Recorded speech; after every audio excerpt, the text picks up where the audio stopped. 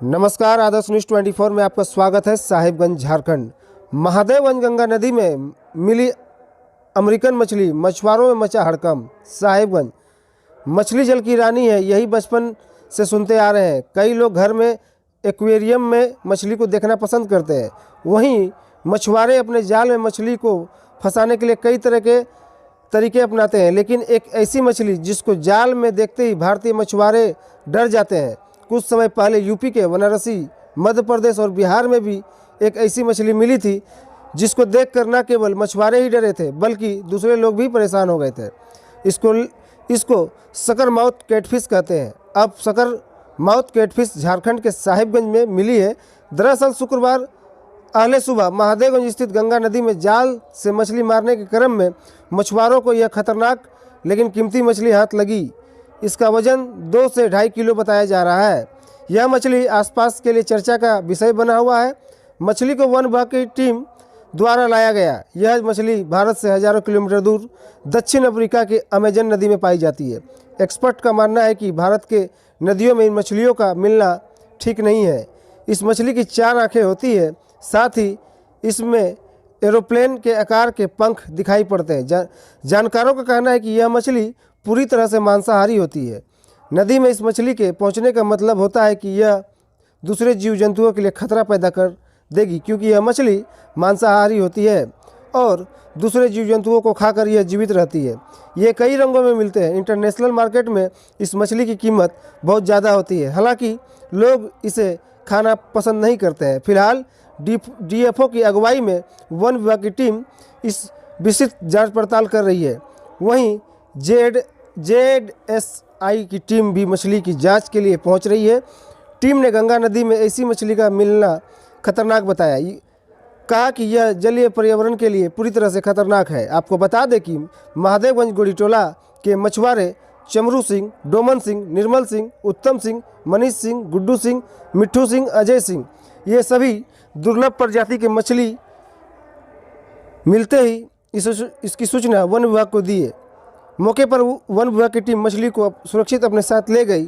इस मामले में क्या कहते हैं डीएफओ मनीष तिवारी, आइए जानते हैं। मछली हमें सूचना मिली थी कि गंगा के महादेवगंज स्थित जो गंगा का क्षेत्र है वहाँ पर एक मछली मिली और इसको हमने फ़ोटो और सब डिटेल्स के साथ भेजा जूलॉजिकल सर्वे ऑफ इंडिया में।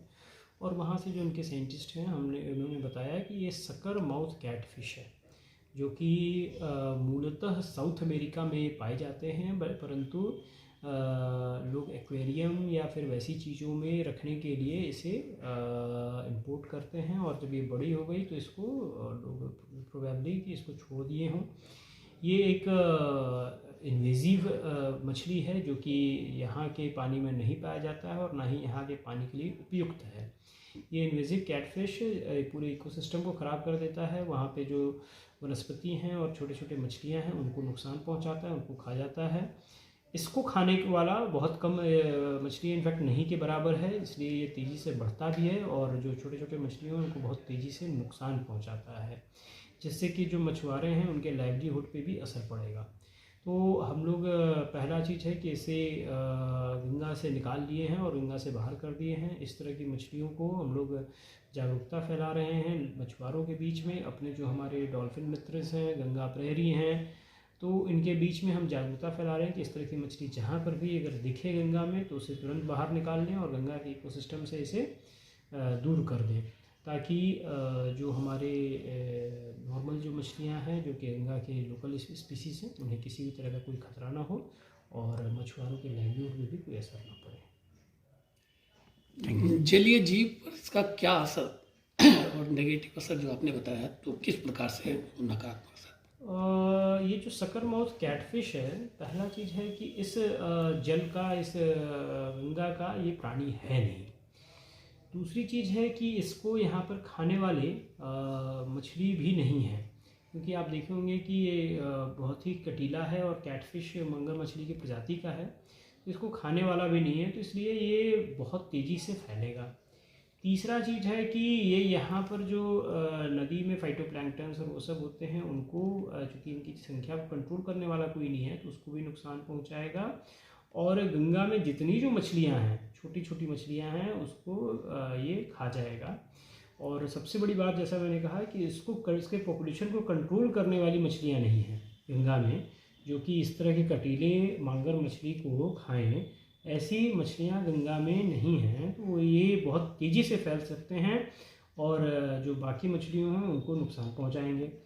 तो डायरेक्टली अगर हम देखें तो डॉल्फिन्स या फिर कछुआ या फिर जो दूसरी और प्रजाति हैं, उनको डायरेक्टली तो ये नुकसान नहीं पहुंचा सकते क्योंकि ये छोटी मछली है उनकी कंपैरिजन में। लेकिन हाँ, ये इनडायरेक्टली नुकसान इस तरह से पहुंचाएगी कि जब मछलियों की संख्या को कम कर देगी और पानी के जो एक्वेटिक इकोसिस्टम उसको नुकसान पहुंचाएगी।